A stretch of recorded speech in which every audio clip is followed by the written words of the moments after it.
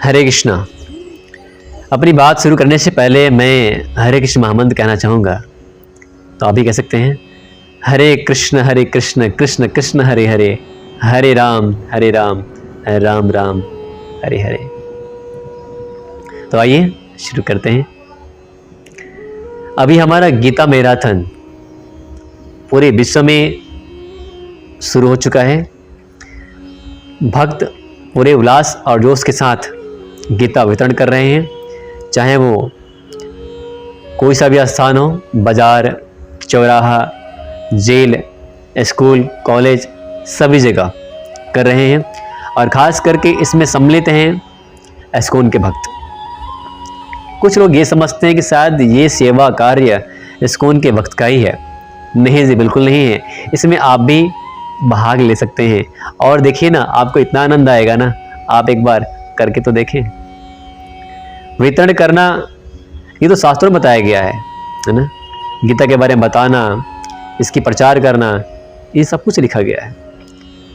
लेकिन आजकल के युवा जो बात कर रहे हैं, चाहे वो या फिर कोई कोर्स कर रहे हैं, तो उसमें गीता को सम्मिलित क्यों नहीं कर रहे हैं। आज देखिए, भारत के अलावा जो दूसरे देश हैं उसमें गीता को तो कंपल्सरी विषय के रूप में दे दिया गया है। लेकिन भारत की सरकार अब तक इस पर चुप क्यों है ना। उसको भी गीता को अनिवार्य विषय के रूप में लाना चाहिए, है ना। और ये तो प्रथम वर्ग कह सकते हैं आप, है ना। पहले क्लास से ही बच्चे को गीता पढ़ने की आदत हमें डालनी चाहिए। लेकिन ऐसा कहाँ हो पाता है ना। आज देखेंगे हम हर प्रकार के कोर्स कर रहे हैं बाहर जा कर के, है ना। चाहे वो हो स्पीकिंग का हो, है ना, कम्युनिकेशन स्किल का हो, मैनेजमेंट हो, या फिर कहीं आप लीडरशिप हो। लेकिन गीता से सब कुछ निकल रहा है जी। आपने कहीं पढ़ा? होता ये है कि हम एक्साइटमेंट होकर के यूट्यूब पर कुछ वीडियो देखते हैं स्पीकर्स के, है ना, गीता पढ़नी चाहिए। और क्या करते हैं, गीता लेकर के आते हैं जी, और फिर हम उसको 2-3 दिन पढ़ेंगे, फिर अलमीरा में रख देंगे। लेकिन उसको पढ़ते क्यों नहीं है? अगर हम पढ़ेंगे तो समझेंगे। हमारे अंदर जिज्ञासा नहीं है, हमारे अंदर कुछ डिजायर नहीं है बड़ा करने का। यूँ कहें आप, बड़ा करने से क्या मतलब उसका भक्ति में, है ना। भौतिकतावादी में आप कितना ही पैसा कमा लीजिए, आप शांतचित नहीं रहने वाले हैं। मेरा व्यक्तिगत अनुभव ये रहा है जीवन में। मैंने 30 से प्लस कंपनियों के एमडीओ को देखा हुआ है। जो उसके मैनेजर हैं उनसे मैं व्यक्तिगत तौर पे बात किया है। मैंने पाया ये है कि वो पैसा होते हुए परेशान लग रहे हैं। क्यों परेशान लग रहे हैं वो?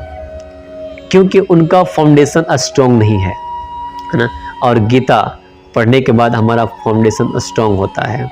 चाहे आप जीवन में जो कार्य करें, एक बार गीता आपने पढ़ लिया, और आप पढ़ पाएंगे तब जब आप किसी गुरु के मार्गदर्शन में आएंगे, जो आपका एक प्रामाणिक गुरु हो, है ना। उसके संपर्क में आकर के आप गीता को समझ पाएंगे ना, इस प्रकार से। तब मैंने पाया, देखा कि इन्होंने स्टडी किया, डिग्री लिया, सब कुछ किया, सब कुछ ठीक चल रहा है जी। लेकिन उसके जीवन में एक्सर्शन है, तनाव है। वो खुश फील नहीं कर रहा है सब कुछ होते हुए भी। बताइए, आज ये भगवत गीता वितरण क्यों किया जा रहा है? वैसे तो स्लोगन हमारा ये है, हर घर गीता, घर घर गीता, है ना। बहुत ही प्यारा स्लोगन है हमारा ये ना। हर एक भारत के घर में भगवत गीता होना ज़रूरी है, क्योंकि जब तक गीता नहीं जाएगी तो हम पढ़ना शुरू नहीं करेंगे, है ना। और पढ़ने की जिज्ञासा तब होगी जब हम गीता लेंगे, है ना। और ये आप इस्कॉन के कहीं भक्त, आपको हर जगह, पूरे भारत में नहीं पूरे विश्व में आपको इस्कॉन के डिवोटीज मिल जाएंगे। आप जितना जल्द हो, बिना देर किए उनके संपर्क में आ जाइए। समय हमारे पास सीमित बचा हुआ है। इस्कॉन एक तूफान की तरह आगे बढ़ रहा है ना। इसको आप समझिए, क्योंकि जो सुप्रीम लॉर्ड कृष्णा है ना, इनका जो भगवद गीता का ज्ञान है, हर व्यक्ति अपने जीवन में ये अप्लाई कर रहा है। चाहे वो कोई कंपनी क्रिएट कर रहा है, कोई कंपनी खड़ा कर रहा है, कोई भी कार्य कर रहा है बड़े स्तर पे, वो उसका उपयोग कर रहा है। इसमें सारे फॉर्मूले दिए गए हैं।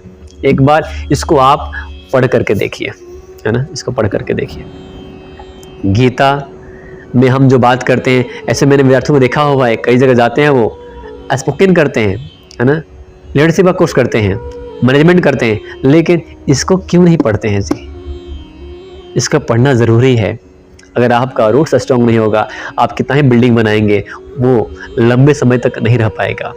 एक न एक दिन ऐसा आपका आएगा समय कि आप नीचे गिर जाएंगे और उसके बाद आप उठना भी नहीं चाहेंगे जीवन में, है ना। इसलिए ये आपका रूट्स है ना, सब कुछ देता है आपको। आप एक बार पढ़िए ना, आप इंटीग्रेशन डिफरेंशिएशन पढ़ करके, अलजेब्रा पढ़ करके, ठीक है आप डिग्री ले लेंगे, नौकरी पालेंगे, लेकिन आपके जीवन में उत्साह नहीं रह पाएगा, है ना। कहते हैं ना, उत्साह निश्चय धैर्य तत्तत्कर्म प्रमाणात संग त्यागो सत्ववृत्ति षड विभक्ति प्रसिद्धते, स्लोगन है हमारा ये उपदेशामृत का। तो हमारे जीवन में उत्साह नहीं है, हम कार्य कैसे कर पाएंगे जी? हमने भले ही सब कुछ कर लिया है ना, लेकिन आजकल के जो युवा हैं उनको आगे बढ़ने की ज़रूरत है। भारत अब युवाओं का देश हो चुका है और युवा ही सोए रहेंगे तो फिर हम देश आगे कैसे बढ़ेगा? ये विकासशील है, विकसित करना आपका जिम्मेदारी है, हमारा जिम्मेदारी है ना। इसलिए भारत की संस्कृति हम आगे बढ़ाएंगे और तब होगा हमारा फाउंडेशन स्ट्रॉन्ग होगा, है ना। जितना जल्दी हो आप कहीं भी एस्कॉन के जो डिवोटीज हैं उनके संपर्क में आइए और उसके बाद जो कार्य कीजिए। आपके जीवन में इतना उल्लास रहेगा, इतनी खुशी रहेगी, इसकी आप कल्पना भी नहीं कर पाएंगे, है ना। तो हमारे लिए बहुत ज़रूरी है। आजकल देखेंगे शादियां विवाह हो रहे हैं, लेकिन उसमें जो हमारा परंपरा से आ रही है ना, 16 संस्कार दिखाई नहीं देते हैं। क्यों नहीं हो रहा है ये? और जब शादी विवाह होने के बाद जब उनके बच्चे होते हैं, तो बच्चे जब कोई गलत कार्य करते हैं, है ना, या फिर कोई ऐसे बड़े सारे कार्य करते हैं जो कि आपका सही डायरेक्शन में नहीं है, तो कार्य गलत हो जाता है ना। इवन शास्त्रों में तो उसको असुर कहा गया है ना। लेकिन हमने शादी की, अच्छी बात है, शादी करना भी चाहिए, लेकिन आप देखेंगे जो जानवर है ना, वो भी शादी कर रहे हैं, नहीं कर रहे हैं, बच्चे भी पैदा करते हैं, लेकिन वो सिर्फ बच्चे पैदा करने के लिए ही समूह करते हैं, सेक्स करते हैं। लेकिन इंसान बच्चे पैदा तो करता ही, साथ में वो आनंद चाहता है ना। इस मटेरियल लाइफ में वो आनंद ढूंढ रहा है और आनंद के सागर तो ऊपर बैठा हुआ है ना। तो ये खुशी चाहते हैं, इनको मिठास है इस जीवन में, और मिठास के लिए जाते किसके पास हैं? ये आते हैं बांस के पास। वो स्टोरी सुनी होगी ना आपने कि एक व्यक्ति आता है कहाँ पे, बांस को गन्ना समझ लेता है और उसको चूसना शुरू करता है ना। और वो कहाँ मिलता है? वो तो गन्ने में मिठास है। फिर उसके दांत टूट जाते हैं और खून निकलना शुरू हो जाता है, उसका काम हो गया जी। इस प्रकार से देखेंगे, बच्चा जब जन्म लेता है तो वो एक इंसान होता है, एक व्यक्ति होता है और एक अच्छे विचार से होता है। लेकिन जैसे जैसे बड़ा होता है वो धीरे धीरे धीरे, है ना, क्या होता है फिर उसके जीवन में तमाम तरह की परेशानियां शुरू हो जाती हैं और वो एक हैवान की तरह आचरण करना शुरू कर देता है और वो एक हैवान भी बन जाता है। इसका जिम्मेदार कौन है? आपका परिवार, मेरा परिवार, समाज, परिवेश, इसमें आ जाते हैं, है ना। हमने उस बच्चे की परवरिश के लिए क्या किया, हमने उसको क्या शिक्षा दिया, क्या संस्कार दिया, हम ये समझ नहीं पाते हैं, है ना। हम हर कार्य कर रहे हैं, कार्य करना जरूरी भी है हमारे लिए, लेकिन आप जो कार्य कर रहे हैं उसका कारण क्या है, किसके लिए कार्य कर रहे हैं?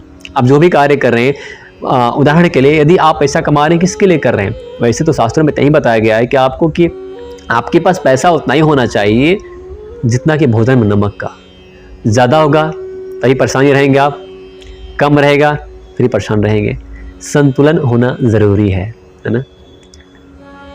फिर हमें क्या करना चाहिए जी, है ना। एक बार जीवन में एक प्रामाणिक गुरु के मार्गदर्शन में आप गीता पढ़ने का अभ्यास कीजिए, सारे सॉल्यूशन मिल जाएंगे, है ना। कि हम जो भी एक्टिविटीज़ कर रहे हैं ज़िंदगी में, जीवन में, ये क्यों हो रहा है, कैसे हो रहा है। हम प्रत्येक 5 साल में बीमार पड़ जाते हैं, फिर कुछ मेडिसिन लेते हैं, फिर सही हो जाते हैं, है ना। हमारे पास एक लिमिटेशन है, समय का लिमिटेशन है, हमें उसमें क्या करना चाहिए? क्या हम जो कार्य कर रहे हैं क्या वो एक सही डायरेक्शन में है? क्या हम ऐसे ही हवा में तीर मार रहे हैं, है ना। डायरेक्शन ही नहीं है, जाना किधर है। हम उसको देख रहे हैं, वो भी यही कार्य कर रहा है, उसने डिप्लोमा कर लिया, उसने पॉलिटेक्निक कर लिया, वगैरह वगैरह, बीटेक कर लिया है ना, हम ही फॉलो कर लेते हैं। इंसान की वैल्यू 50,000 का है, लाख की है? क्या इसके लिए इंसान बना हुआ है? क्यों है? इस समझने की जरूरत है। क्या आपका वैल्यू उतना ही है? क्या आप उतना ही कार्य करेंगे?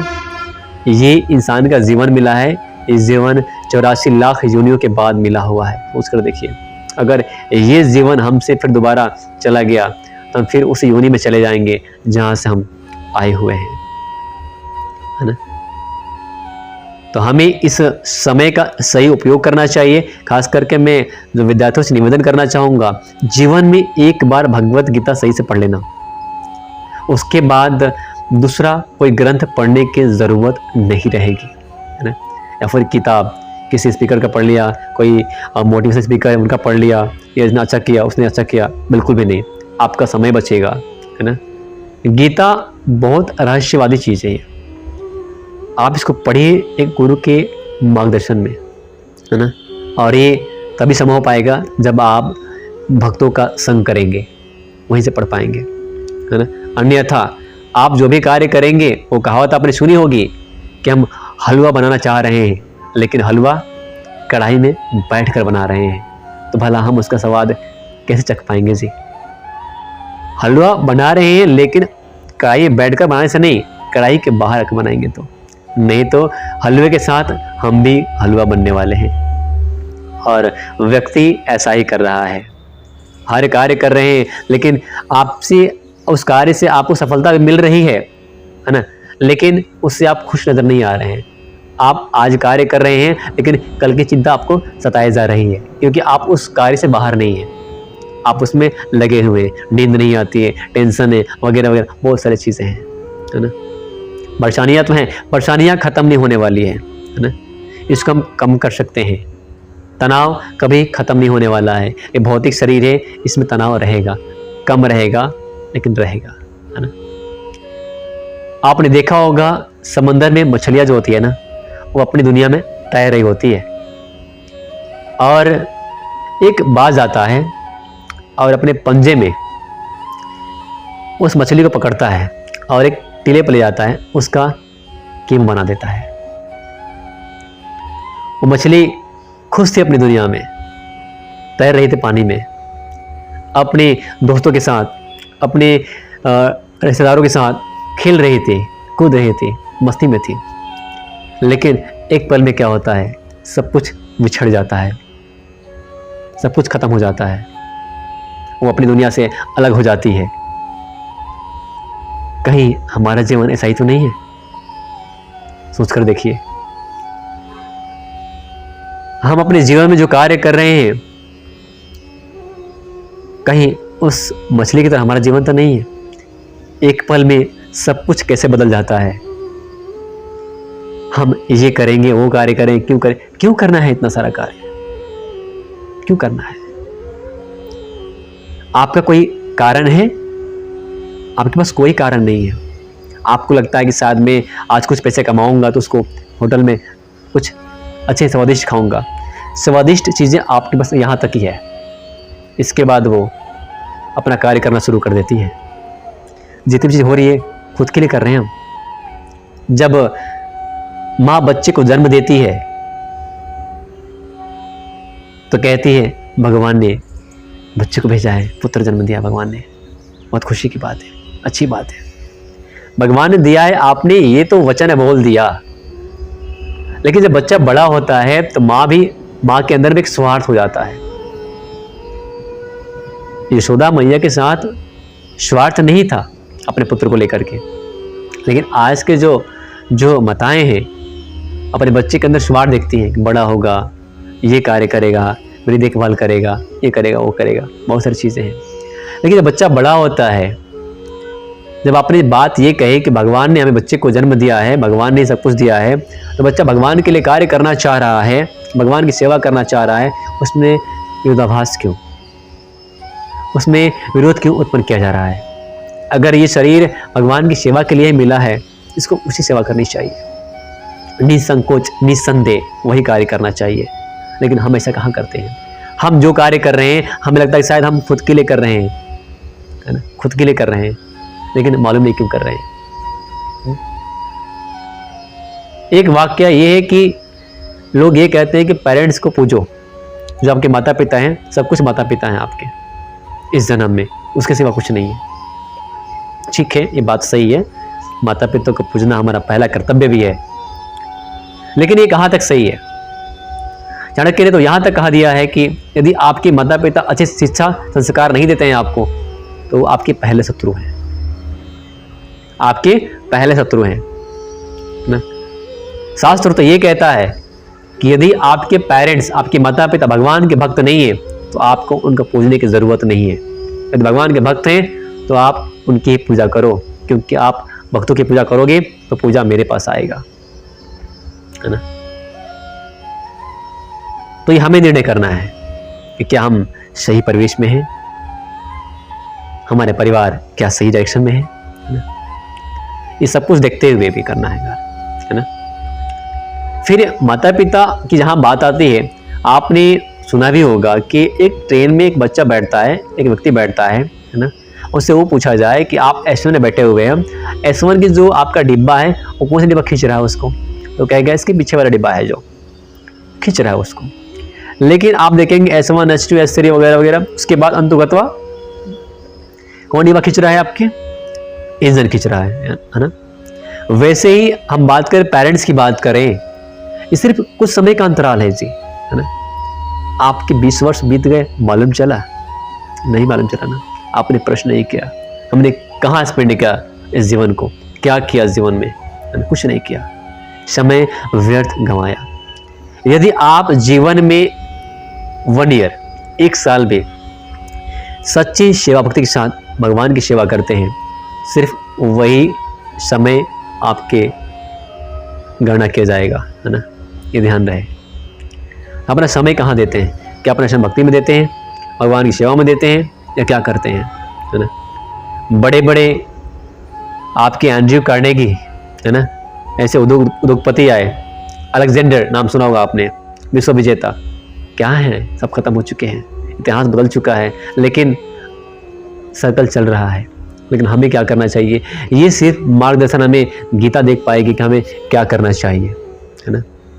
तो आप सभी से हाथ जोड़ के ये प्रार्थना है, जहाँ भी आपके डिवोटीज इस्कॉन के दिखते हैं, आप वहाँ संपर्क में आइए, उनका सहयोग करें, भगवद गीता वितरण करें, आप भी करें, खुद करें, उसके बाद देखें कि भक्तिमय जीवन कैसा होता है। ये मैं व्यक्तिगत 1 ईयर का अनुभव शेयर कर रहा हूँ।